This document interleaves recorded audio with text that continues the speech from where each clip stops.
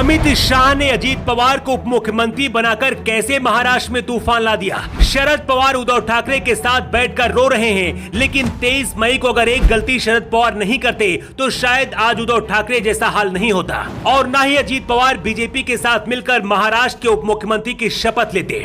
अजीत पवार ने शिंदे की तरह बगावत क्यों की, इसकी असली वजह जानकर आप कहेंगे 2024 से पहले महाराष्ट्र में कुछ बहुत बड़ा होने वाला है। उद्धव ठाकरे और शरद पवार की नाक के नीचे पूरा खेल होता गया और किसी को भनक तक नहीं लगी। अजीत को अचानक से जब शरद पवार ने टीवी पर उप मुख्यमंत्री की शपथ लेते हुए देखा तो कुर्सी में बैठे बैठे चक्कर आ गया। लेकिन सिर्फ 1 घंटे के अंदर कैसे पूरे महाराष्ट्र को अमित शाह ने हिला दिया।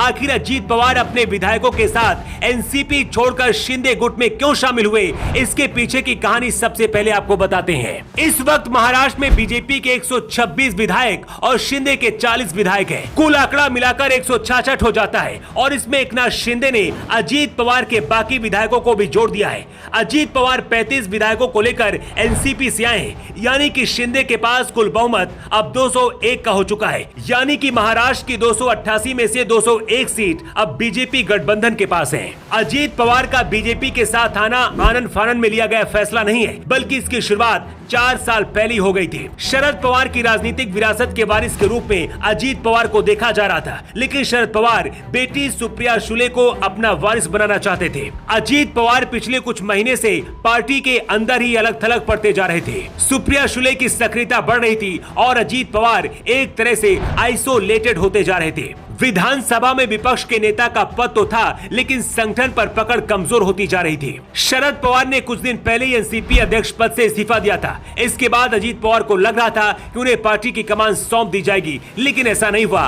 और शरद पवार ने अपना इस्तीफा वापस ले लिया। लेकिन सबसे बड़ी दरार 23 जून को पटना में हुई विपक्षी एकता की बैठक से पड़ी। सूत्र बताते हैं कि अजीत पवार नहीं चाहते थे कि शरद पवार पटना जाएं, लेकिन शरद पवार ने अजीत पवार को अनसुना किया और इसके बाद से ही अजीत पवार ने पार्टी से अलग होने का फैसला किया। सूत्र बताते हैं कि 1 जुलाई को ही देवेंद्र फडणवीस, एकनाथ शिंदे और अजीत पवार की गुप्त मीटिंग हुई थी। इसके बाद शिंदे और फडणवीस ने दिल्ली में शाह से फोन पर बात की। अमित शाह की तरफ से हरी झंडी मिलने के बाद अगले कुछ घंटे में ही बीजेपी के साथ मिलकर अजीत पवार महाराष्ट्र के उप मुख्यमंत्री बन गए। बीजेपी के साथ आने के बाद अजीत पवार ने एनसीपी पार्टी के सिंबल पर भी दावा ठोक दिया है। ऐसे भी अब माना जा रहा है कि उद्धव ठाकरे की तरह ही अब शरद पवार का भी हाल होने वाला है। अजीत पवार ने 2019 में भी देवेंद्र फडणवीस के साथ मिलकर सरकार बनाई थी। तब शिवसेना और बीजेपी के बीच मुख्यमंत्री की कुर्सी को लेकर रस्साकशी चल रही थी। उस दौरान उद्धव ठाकरे मुख्यमंत्री बनने के लिए अड़े थे, बीजेपी इसके लिए तैयार नहीं थी। उद्धव ठाकरे की पार्टी और एनसीपी कांग्रेस में गठबंधन को लेकर बात शुरू हो गई थी। उधर बातचीत चल ही रही थी और इधर देवेंद्र फडणवीस ने अजीत पवार के साथ मिलकर अपनी सरकार बना ली थी। उस दौरान शरद पवार ने भतीजे को मना लिया था, लेकिन इस बार वैसा नहीं हुआ।